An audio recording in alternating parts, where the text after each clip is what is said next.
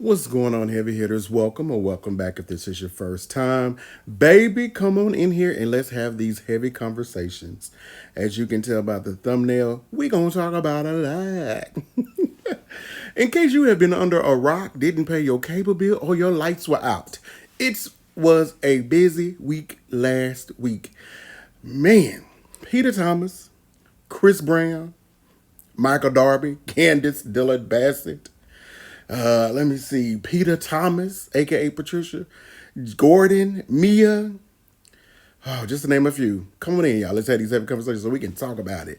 Let's start with Chris Brown.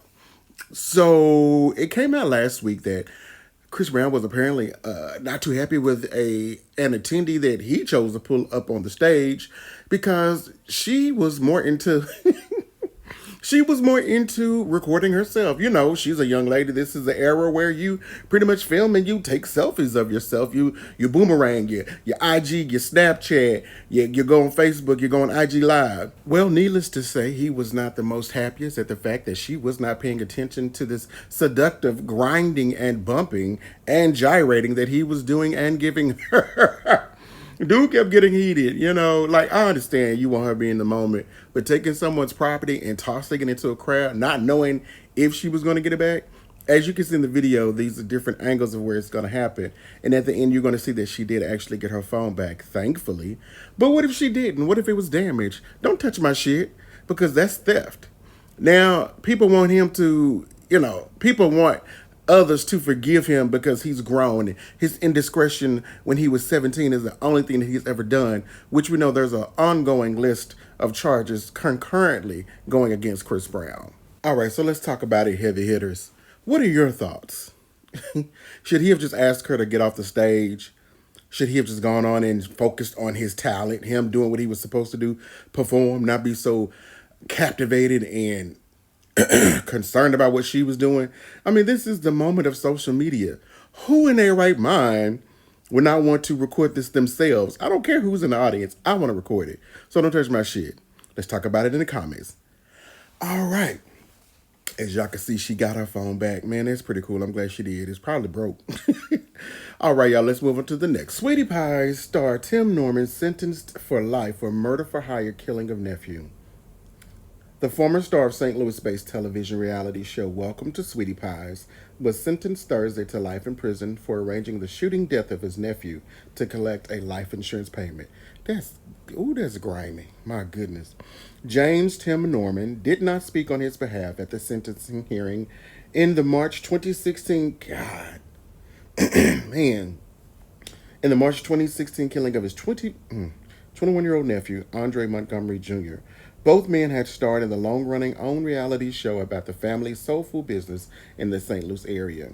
Norman's attorney submitted several letters from family friends asking for leniency, including from Norman's mother, and founder of Sweetie Pie's restaurants, Robbie Montgomery. Robbie, now I know that's your son and you're going to stand by him, but you should have told him, get somebody else to do it. She wrote, I don't know whether Tim did what he was accused of and convicted of. However, who is also the victim's grandmother said, he is still my baby that I bore, and I love him as every mother involved loves their child. Well, girl, you're going to love him behind some bars like you did before he got out. Prosecutors said Norman took out a life insurance policy worth $450,000 on Montgomery and arranged to have him lured to a street in St. Louis where another man shot him. Why would you want to unalive your nephew, you big, swole, ain't-built-looking bastard? All right, y'all, let's talk about it down in the comments. What are your thoughts? Man, this is really hard because I enjoyed the show, and to think that this is now happening because, well, not now, because it's from 2016, that a majority of us watched the show. We watched Andre, we watched Tim, we watched Robbie, and Miss Robbie, I'm sorry, let me show my respect. And we watched how the show grew. They even had a franchise here in Houston for a little while. He also dated Jennifer from Basketball Wives. I don't know if that was just a storyline because they look so awkward. What are your thoughts, man? Let's talk about it down below. And while you're down there, make sure that you like, comment, subscribe, share a friend, and hit that notification bell so you know whenever I upload something. Moving on, Candace Dillard Bassett and Michael Darby, RHOP's Michael Darby sues Candace Dillard Bassett for $2 million over insulting oral sex allegations. Now, see, Candace, you've been really digging into him this season, and I've been kind of liking it because I'm normally not a Candy Ice fan, but they have been kind of begging for what they need, and you've been delivering. Darby is suing the TV star over comments she made in a November episode on the Bravo show. Now, many are saying that he shouldn't sue her because his wife, girl, who is he married to? His wife, Ashley, is still on the show and it may jeopardize her, but he don't care. They're getting a divorce. Michael Dorby is suing again over allegations she made about his sex life during a November episode on the RHOP. According to the documents obtained by People, Darby filed a defamation lawsuit over a comment Diller Bassett, 36, made during a season 7 episode when she told the 63-year-old's estranged wife, Ashley Darby, 34, that Michael likes to leave you and go to a man named Blank's house and suck his Dion's. Dillard Bassett then stated in the episode that she was not supposed to talk about this person, but he says Michael Darby is a client of his. That's what you're asking, cause I was holding on to that per the suit, which was initially reported by TMZ. In making this statement, Candy Ass initially hesitated and looked off camera, indicated that what she was about to say was salacious and imprudent, but nonetheless proceeded to intentionally utter the defamatory statement, Darby's lawyer asserted in the document. Baby, Candice, you may have written a check your mouth can't cash. What do y'all think? Let's talk about it in the comments.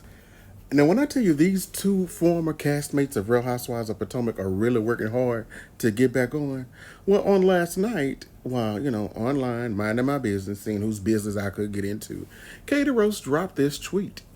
Maybe next season on RHOP, they will ask Sharice Shahu Jordan about the night we had sex and I lied for her so she could get her settlement. Maybe. I'm not bitter. Just saying. Or maybe she is so entertaining we will all be amazed as never. Now, we all know that Katie can be a little whimsical and sometimes unhinged, but this is a bit much. What do you think? Is Shahu Sharice Jordan laying up kitty clacking? When I tell you again last week was busy, these RHOA and RHOP characters, former, current, present, wannabe, whew, they were busy. So Peter Patricia Thomas had some choice words for Mia. Let's hear them. Here they are. I'm going through a lot of shit right now. But somebody just sent me a clip from the Potomac Housewife reunion show. And Mia is going at it with Wendy. And, brother, this is kind of your fault. Because I taped with y'all for 5 minutes promoting Bar in Baltimore and Bar in Miami Beach, and you turned that 5 minutes into 9 episodes, and now my name is thrown around on the reunion show when in real life, I don't mess with none of those women, okay? Giselle, Robin, cool people.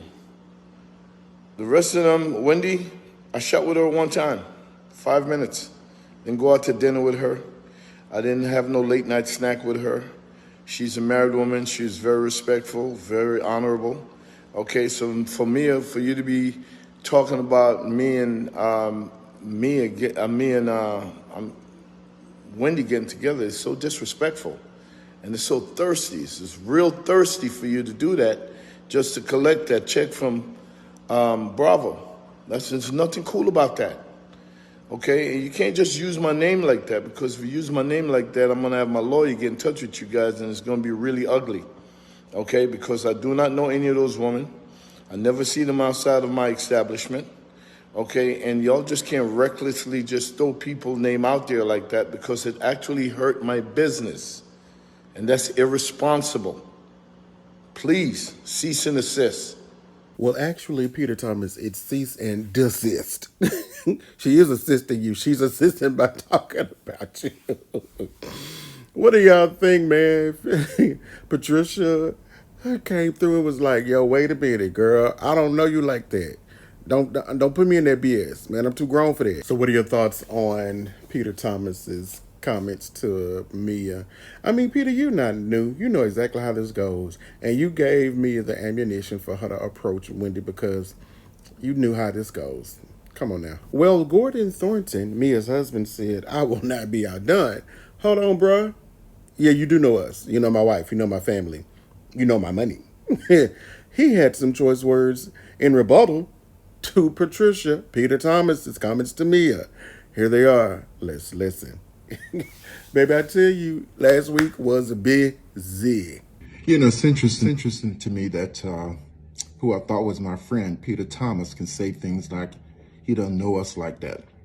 I wonder if he didn't know us like that the times when he'd been at our house, eating our food, playing card games, and associating with other people, family members and friends of ours. I guess he didn't know us like that when he held our baby girl and was the first man other than myself to hold our baby girl. I guess he didn't know us like that when he's gone on boat rides with us.